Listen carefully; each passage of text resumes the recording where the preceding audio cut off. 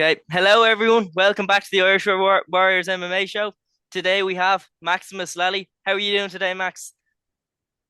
Oh, good. Yeah, just wrapped up a nice jiu-jitsu session tonight, so bit sore but feeling good. Yeah, you're over north side now, I see. How's that?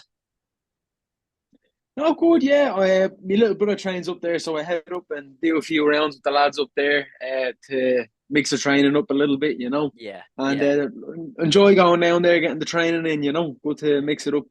yeah. So let's start at the very beginning. Can you tell us how you got started in martial arts yourself? What initially drew you to the sport? That's a good question. I was, as a young fella, you kind of play football and rugby or Yeah, stuff like that, but I always kind of loved like problem solving. I played a lot of chess when I was younger. I won a Leinster title in chess and stuff like that on a chess team.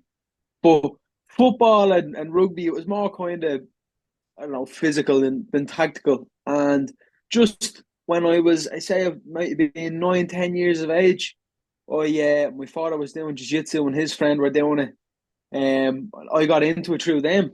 And then once I kind of started my jiu-jitsu, once I started my jiu-jitsu journey as a kid, sorry, my ma just came in there.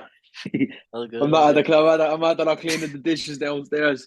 She's gonna take the head off and she realised I was doing an interview. But yeah, listen, I started I started it from that, that was how I first Yeah. got into it. And then throughout the years just continued to do it, and yeah, no, just one of a sport. I think MMA I'd consider like a passion, and then jiu-jitsu is a hobby of mine, because Yeah, I do yeah. really enjoy it. My passion and desire to do it has not deteriorated whatsoever throughout the 10 years of doing it, so yeah, no, that's how I kind of got into the martial arts.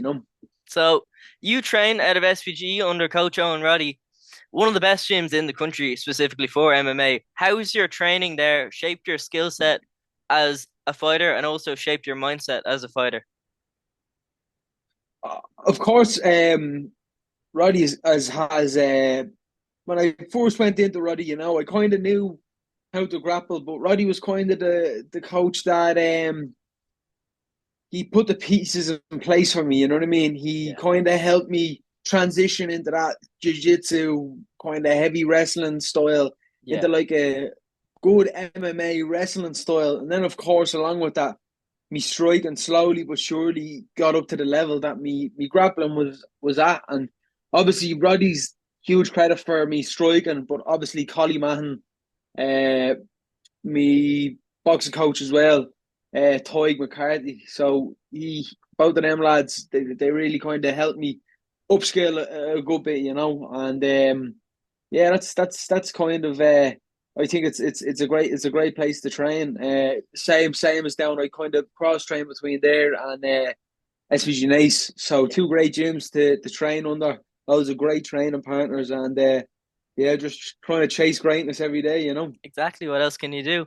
So, how would you describe your fighting style? And do you feel that there's a particular aspect of your game that sets you apart from other fighters, whether that's your striking or your grappling or kind of your how your fight IQ is? What's your opinion on that? So my opinion on MMA is that you just need to be good everywhere. And I think everyone has their, let's say, exceptional points. And my exceptional point would of course be grappling, but it's no excuse for me fight IQ or me Yeah, striking not to yeah, be at that level either. That was the mindset I had when I first got into MMA. I started training MMA October of 2020, and that was my mindset as soon as I kind of got into MMA properly, was that we're not going to be a one-dimensional fighter. When people are fighting you, they kind of know what to expect. I want to be the fighter that when I get in the cage with someone, they're like, I don't know what this fella's going to do yeah. to me, because that's the type of versatility that I want to have, and it's just what I've been training now for years and, well, not year, I wouldn't say years and years, the past 4 or 5 years. That's what I've been working towards. And slowly but surely the pieces are coming together. But of course, far from satisfied. But that's my opinion on it. You see all the guys at the top level in the UFC. This is what these guys are able to do. Like no matter where the fight is brought to, they can rise to the occasion. So Yeah, that's what you want to be able to have under. That's what you want to have under the belt. yeah. So you're early in your career still, 3 fights in, 3-0. What has been the most challenging fight or moment in your career so far? Whether that's opponents pulling out or injuries or just moments in fights. No, sorry. Yeah, there's a 2-0. 2-0 or 3-0. Sorry, I've 3 got 0, it. no, 3 0, 3 0, my 3-0. man. My Yeah. bad, my bad, my bad. No, it's all good, dude. It's all good. How did you overcome with that? So I'd say the toughest moment in my career, I have two. My first, I think the toughest moment, obviously, I think everyone kind of, it's normal to come through a bit of adversity. There's lots of adversity that I've come through that I choose not to speak of because I think sometimes people they might speak of adversity. Let's say if a decision goes their way or anything like that. But I just kind of chose to fight through a lot of them. But like I think the biggest one, it's two part because I suppose my second fight in the IMAFs in 2022, I had gone in with shoulder issues in my left shoulder. I didn't really kind of pay too much attention. All I was thinking about was world champion, world champion, world champion. And I dislocated my shoulder in the second fight in the IMAFs. In the first round, the first few I shot in for a takedown. He had a nice overhook, dropped all his weight through it, and I could just feel my shoulder like go out of place, and it kind of remained out of place for a few seconds. And I think it went back in like during the exchange, so it went out, and went back in, and I just remember going back to me corner. I think it was Sergey and Kieran Davrin that were in me corner, and I was like, my shoulder's gone. And I just remember kind of me wrestling coach Sergey kind of gave me a slap to the face. He's like, "You'll kill this guy. Keep going." Yeah, So I ended up fighting through it. I won a decision, but I think what killed me was the aftermath of it. It's like you spend so much time training and basing yourself around the sport. I think during injury periods like that, I was off the mats for 6 months, and I really, really learned a lot about myself in them 6 months. Who I am as a person outside the sport. yeah, And I think that's very important to have that identity outside the sport as well, because you know obviously this is a passion. This is what I love to do, but it's not everything. You know what I mean? yeah, It was just nice. It was just nice to kind of see that person, and for other people to see that person. Not Max the fighter, but Max Lally, just the normal bloke. You know what I mean? So yeah, I say that would definitely be the toughest thing I kind of had to overcome.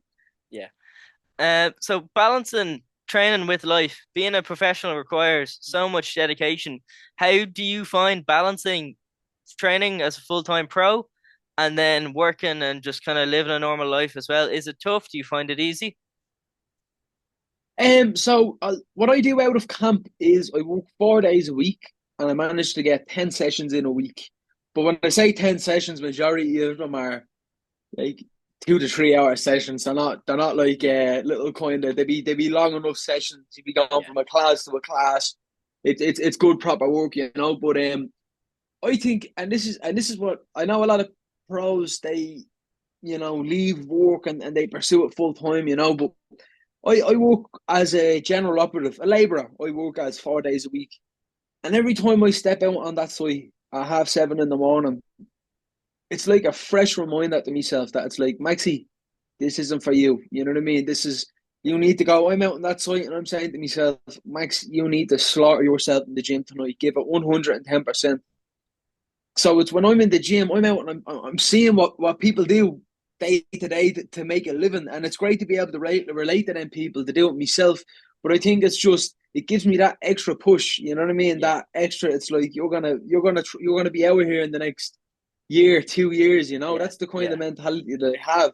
And then also it keeps the passion for the sport like super high. You know what I mean? It's yeah, it's that's the difference. I find sometimes I've been in stints in training camps where you get fed up, but you're going to the gym every morning, every night, every morning. It does become repetitive, and it does get very tiring mentally.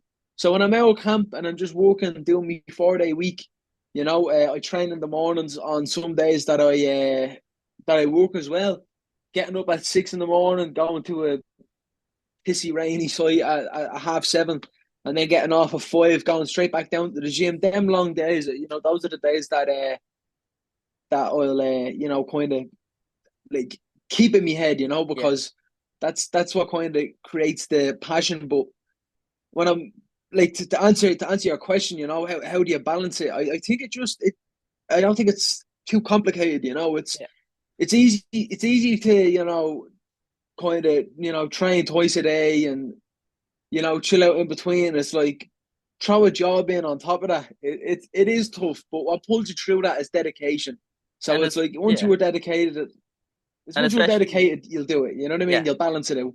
Especially that level of job. Like I've done work as a laborer before. I worked on a site for a couple of months last summer. Like it's fucking tough. It's extremely physical work, and then to go and Yeah, train after hundred that, like percent, you're sitting there after their day on the site, and you're fucking bollocks. Like it's hundred tough. percent, and Like it's very it tough. is, and it's a nice taste of reality. You know what I mean? It's another reason for me to pursue this and give it 100%. You know what I mean?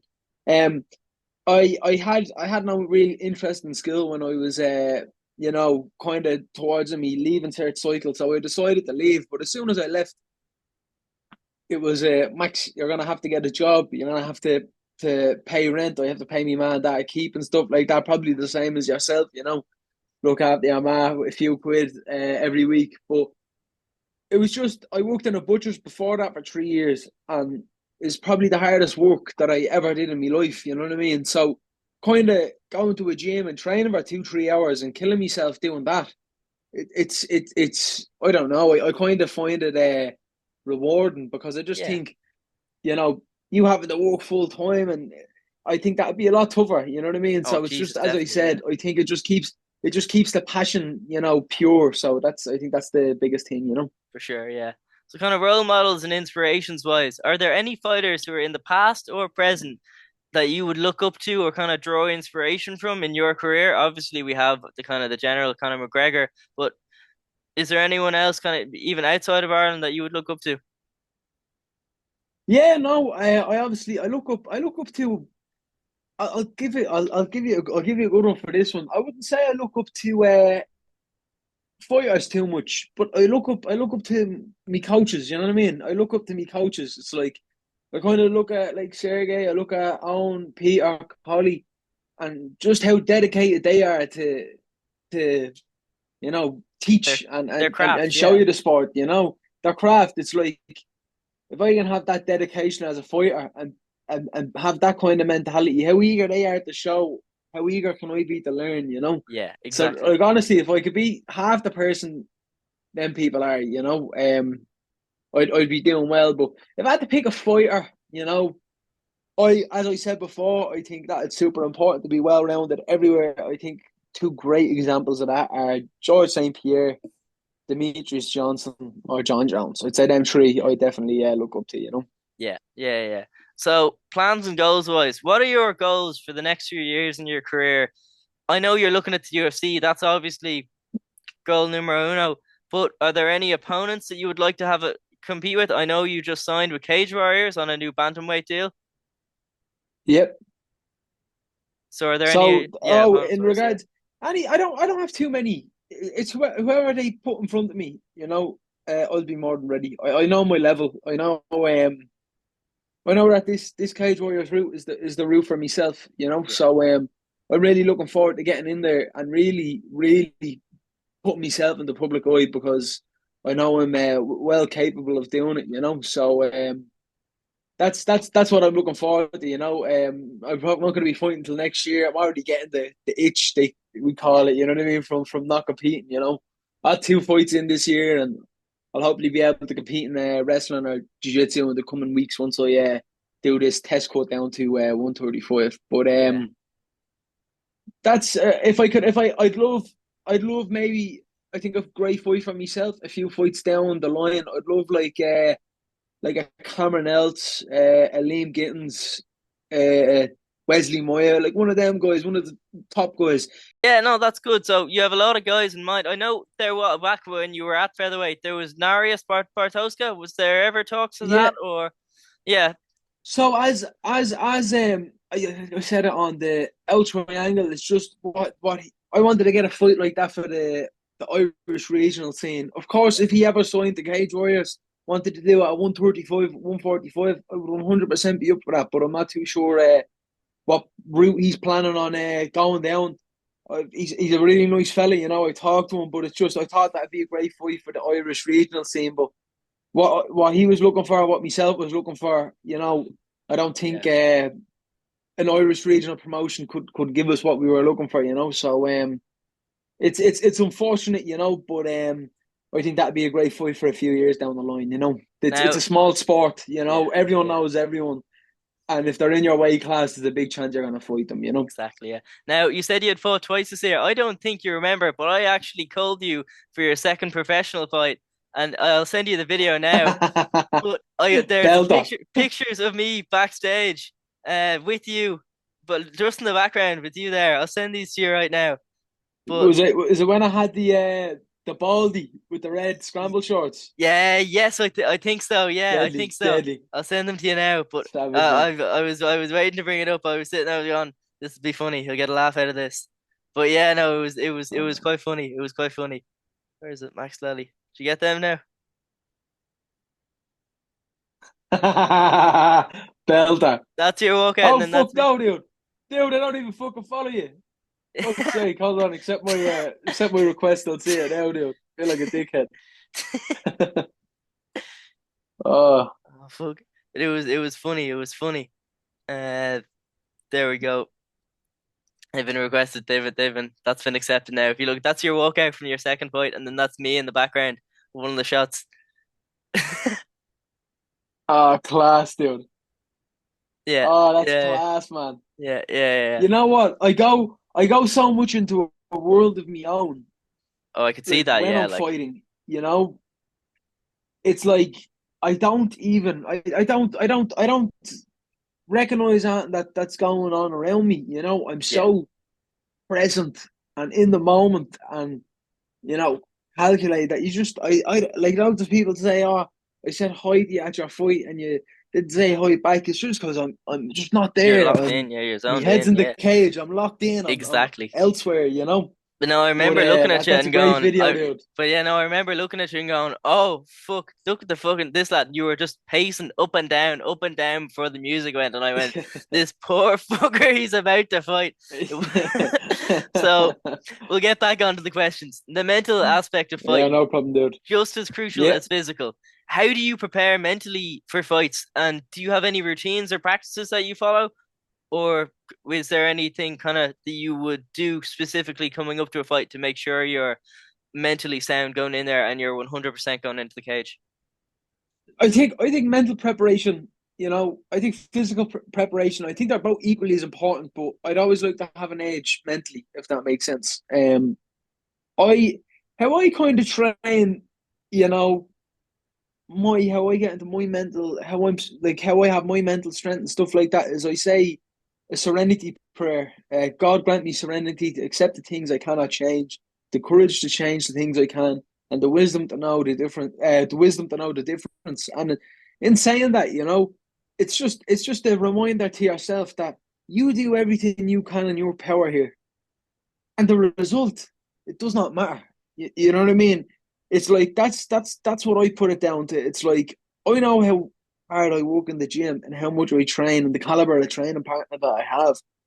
And I know for a fact if I get beaten by a better man, and there's no other excuse, and there never will be any other excuse to it.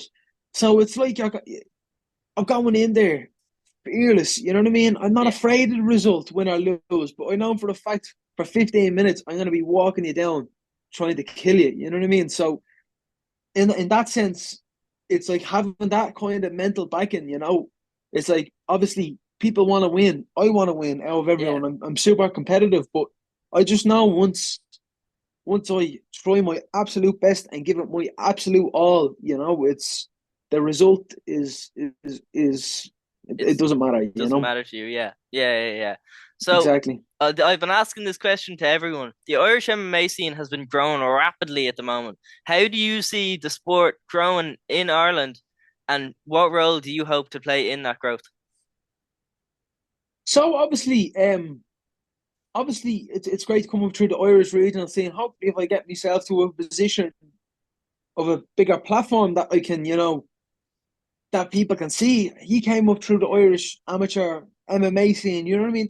That's and it's you can look at it. You have Sean O'Bannon, you have Ian Garrity, you have Kiefer Crosby, like Reese McKee, like all these guys are like a lot of them quite on locker, and you've loads of them. You know what I mean? And they've all come in like through the Irish MMA scene. You know what I mean? The amateur MMA scene. So it's like that's like a kind of new kind of age of Yeah. Irish MMA. But I do really believe, especially in the next 3 4 years, you're gonna see double the amount of Oh yeah. Irish fighters coming through.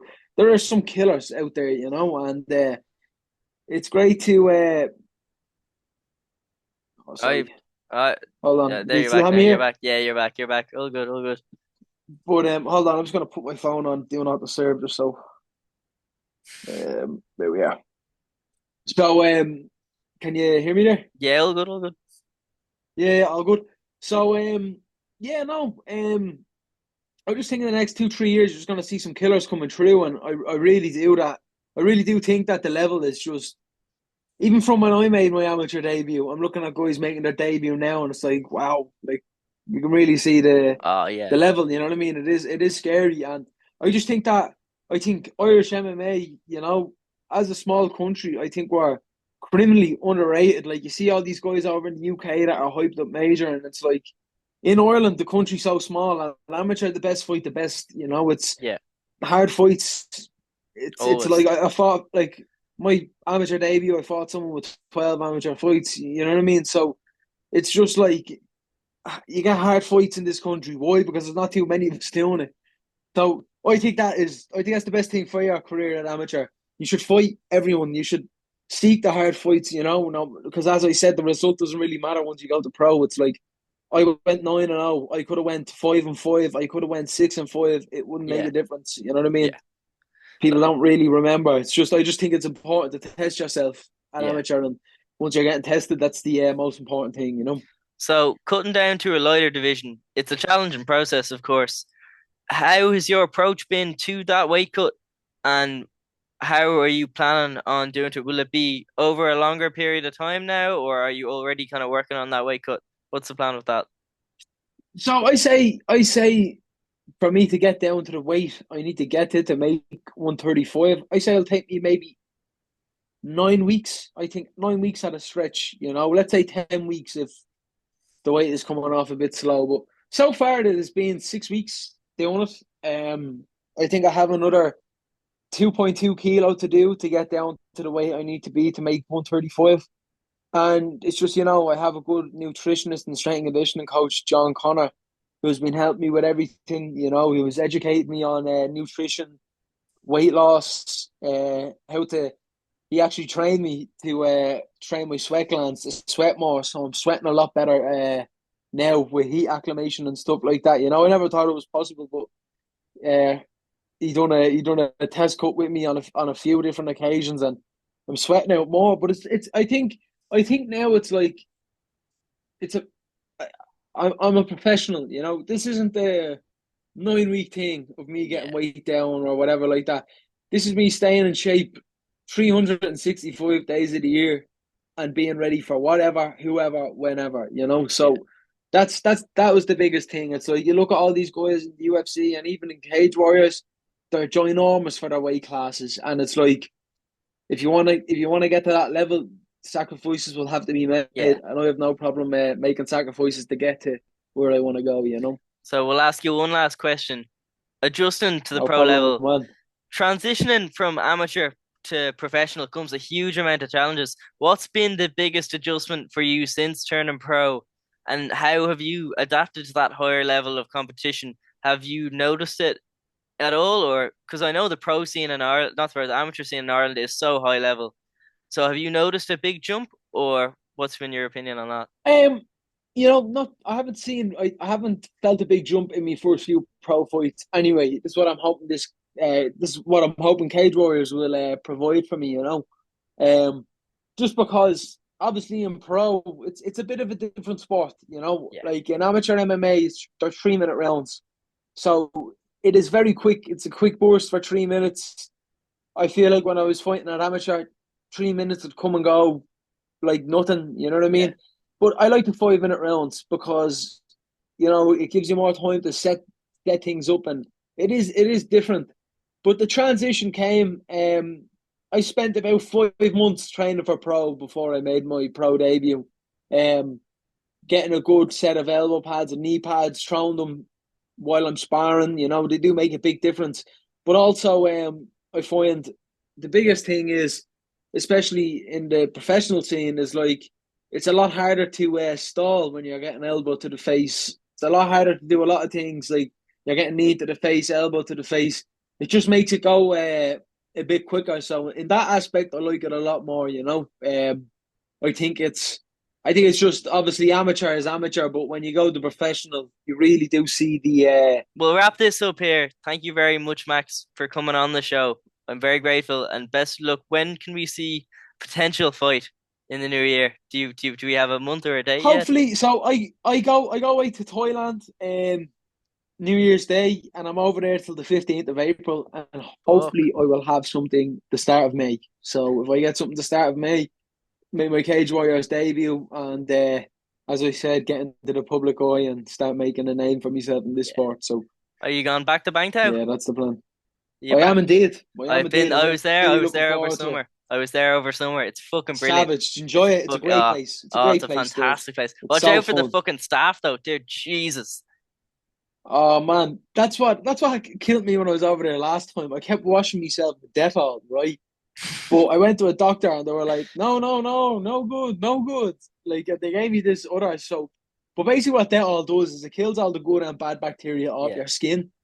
And once it kills all the good and bad bacteria off your skin, just staff as a field day and you just get it. So it's yeah. important that you get a good soap. I've been using that defense soap.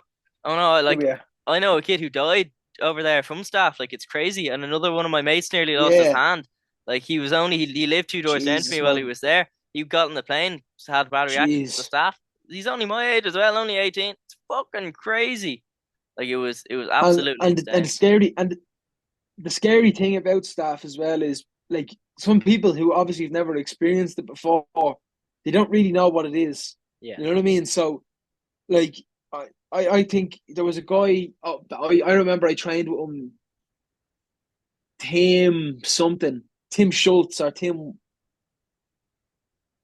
I don't know. He's an Australian guy anyway, but he got staph on his foot and ended up developing fasciitis. And fasciitis is a flesh-eating bacteria. And he ended up having to get like full skin grafts on his leg. Probably won't ever fight MMA again. That's how Fuck. bad it can be. So if you get it, you're better off just going on antibiotics immediately. Stop Yeah. training for the few days that you need to train.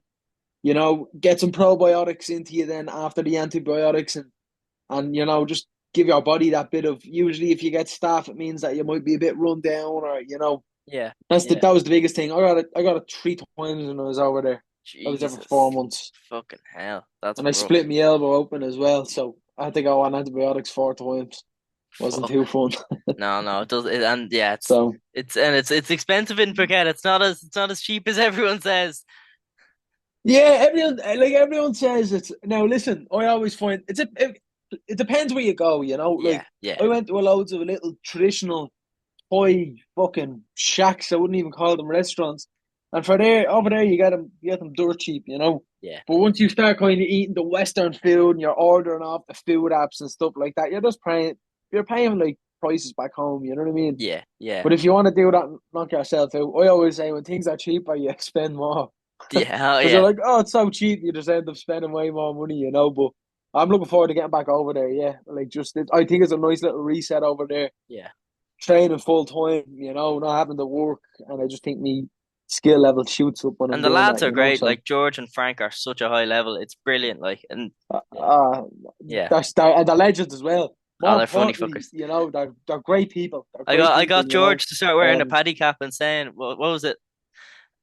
Fucking what's the crack? He was going around saying to me whenever he see me, what's the crack? How's the form? that's that's what Frank always says to me. But Yeah, he's like, what's the story? He's like that. What's the story? yeah, it was good. Yeah, It like was that. good. They're legends, both of them. They really Okay. have a great environment and a Oh great, yeah. great, atmosphere in the gym, and it's great to be a part of that. Okay. Best of luck. Thank you very much, Max.